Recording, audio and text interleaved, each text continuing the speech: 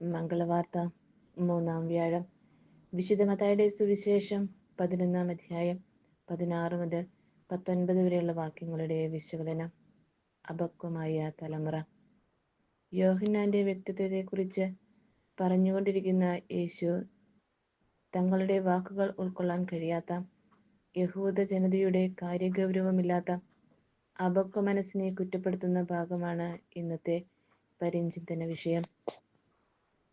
അർത്ഥം ഗ്രഹിക്കാതെ വിവാഹ ചടങ്ങുകളിലും മരണാനന്തര ചടങ്ങുകളിലും അനുകരിച്ച് കുട്ടികൾ അവരുടെ വിനോദവേളകളിൽ നടത്തുന്ന കളിവിളയാട്ടം പോലെയാണ് യോഹന്നാനും യേശുവും വിളമ്പിയ ദൈവിക വിഷയങ്ങൾ യഹൂദ നേതൃത്വം കൈകാര്യം ചെയ്തത്.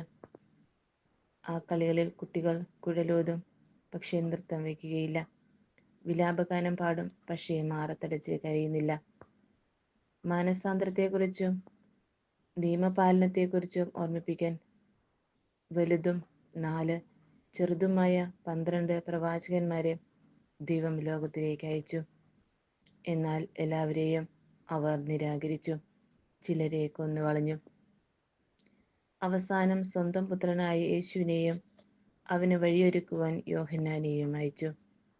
പതിവ് പോലെ അവരെയും ഉന്മൂലനം ചെയ്യാൻ അവരുടെ മേൽ ഇല്ലാത്ത കുറ്റങ്ങൾ അവർ കണ്ടുപിടിക്കുകയാണ്. ഒരു താപസന്റെ ശൈലിയിലും വേഷത്തിലും വന്ന യോഹന്നാൻ പിശാചുബാധിതനെയും പാപികളോടുമൊത്തും സാധാരണക്കാരോടും ഭക്ഷിക്കുകയും കൂട്ടുകൂടുകയും ചെയ്തതിനാൽ യേശുവിനെ ദോഷപ്രിയനായി മുദ്രകുത്തി. അങ്ങനെ കണ്ണുണ്ടായിട്ടും കാണാത്തവരായി, കാതുണ്ടായിട്ടും കേൾക്കാത്തവരായി സമാഗതമായ ദൈവരാജ്യം ദർശിക്കാനുള്ള വരം അവർ നഷ്ടപ്പെടുത്തി.